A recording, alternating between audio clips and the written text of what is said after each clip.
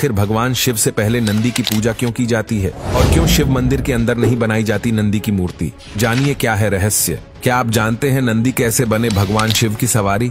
आखिर नंदी के कान में क्या बोलने से महादेव प्रसन्न होते हैं? क्या है इसके पीछे की कथा? आइए जानते हैं इस वीडियो में। मगर उससे पहले हर हर महादेव कमेंट करना ना भूले। महादेव सब कुछ है। इस संसार में सभी शिव है। शिव ही आदि है और शिव ही अंत है। और जब जब हम महादेव की बात करें तो प्रभु के साथ जुड़े नंदी को हम कैसे भूल सकते हैं? जहाँ पर भी भगवान शिव की पूजा होती है उस स्थान पर नंदी को भी याद किया जाता है। हर मंदिर में देखा जाता है कि भगवान शिव के सामने ही उनके वहां नंदी की मूर्ति स्थापित होती है। जिस प्रकार भगवान शिव के दर्शन और पूजन का महत्व है उसी प्रकार नंदी का दर्शन भी किया जाता है। नंदी भगवान शिव के वाहन ही नहीं है, वे उनके परम भक्त भी है। कहा जाता है कि अगर अपनी मनोकामना नंदी के कान में कही जाए तो वे भगवान शिव तक उसे जरूर पहुंचाते हैं। आपने देखा होगा कि नंदी मंदिर के बाहर विराजमान होते हैं। कहा जाता है कि नंदी बाहर इसलिए विराजमान होते हैं ताकि भक्त आसानी से उन तक अपनी बात पहुंचा सके। शास्त्र में इस बात का जिक्र किया गया है कि स्वयं भगवान शिव जी ने नंदी को यह वरदान दिया था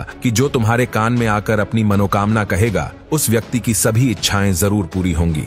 ये कहानी शुरू होती है नंदी के पिता श्रीलाद से। श्रीलाद ने जमकर भोलेनाथ की तपस्या की थी ताकि उन्हें एक संतान प्राप्त हो और उनका वंश आगे चल पाए। भगवान शिव ने उनके कठोर तपस्या से खुश होकर उन्हें पुत्र रूप में प्रकट होने का वरदान दिया। वरदान में श्रीलाद ने बैल जैसा पुत्र मांगा। कुछ समय बाद भूमि जोतते समय श्रीलाद को एक बालक मिला जिसका उन्होंने नाम नंदी रख दिया। जब नंदी को अपने अल्पाई होने के बारे में पता चला तो महादेव की आराधना से मृत्यु को जीतने के लिए वे वन में चला गया और वहां जाकर उसने शिव का ध्यान करना शुरू कर दिया। भगवान शंकर नंदी के तप से प्रसन्न हो गए और उसे वरदान दे दिया कि नंदी तो मृत्यु और भय से हमेशा हमेशा के लिए मुक्त हो। मैं तुम्हें अजर और अमर होने का वरदान देता हूँ। नंदी कैलाश पर भगवान शिव की निरंतर सेवा और आराधना करता था। कोई भी महादेव से मिलने आता तो पहले नंदी से मिलना अनिवार्य हो गया था। फिर एक दिन श्रीलाद महादेव के पास एक अजीब विडंबना लेकर पहुंचे। दरअसल श्रीलाद ने संतान का वरदान इसलिए मांगा था क्योंकि उनकी कोई संतान नहीं बची थी और अब सिर्फ नंदी ही था,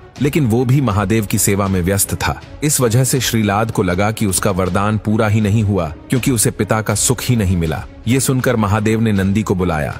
महादेव स्वयं नंदी से प्रेम करते थे, लेकिन उन्होंने फिर भी नंदी को कहा कि उसे पुत्र होने का दायित्व निभाना होगा। जिसके बाद महादेव ने नंदी को श्रीलाद के साथ जाने को कहा।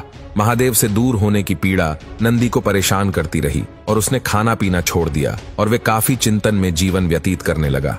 अपने पुत्र की ये दशा देखकर श्रीलाद एक बार पुनः महादेव के पास गए और उनसे प्रार्थना की कि वो नंदी को वापस बुला लें, क्योंकि वो अपने पुत्र की ऐसी दशा नहीं देख सकते थे और साथ ही उनका वंश अब इस बात का प्रतीक होगा कि भगवान शिव स्वयं उनके पुत्र से प्रेम करते हैं। क्योंकि नंदी के जाने के बाद महादेव को भी उसकी बहुत याद आ रही थी। नंदी के इस अतुल्य प्रेम को देखकर ही महादेव ने उसे वरदान दिया कि कोई भी प्रार्थना अगर महादेव तक पहुंचानी हो तो नंदी के कान में उसे बोल दिया जाए। ये प्रार्थना सीधा महादेव तक पहुंच जाएगी। यहाँ तक कि माता पार्वती ने भी भगवान शिव तक संदेश पहुंचाने के लिए नंदी के कान में ही बोला था। नंदी सदैव भगवान शिव के साथ ही रहते हैं। इसके बाद देवों के देव महादेव ने माता पार्वती की सहमति से सभी गणों, गणेश और वेदों के समक्ष गणों के अधिपति के रूप में नंदी का अभिषेक करवाया। तो इस प्रकार नंदी बने नंदेश्वर। इस कथा से हमें ये पता चलता है कि महादेव अपने सच्चे भक्तों को कभी अकेला नहीं छोड़ते। कहते हैं कि शिवजी ने ही नंदी को वरदान दिया था कि जहां उनका निवास होगा वहां नंदी भी हमेशा विराजमान रहेंगे। इसलिए हर शिव मंदिर में शंकर परिवार के साथ साथ नंदी भी विराजमान होते हैं। तो ये थी नंदी की कहानी जो बाद में नंदेश्वर बने। अगर मन साफ हो और भगवान के प्रति आस्था सच्ची हो तो ही मनुष्य का उद्धार हो सकता है। तो बोलो हर हर महादेव।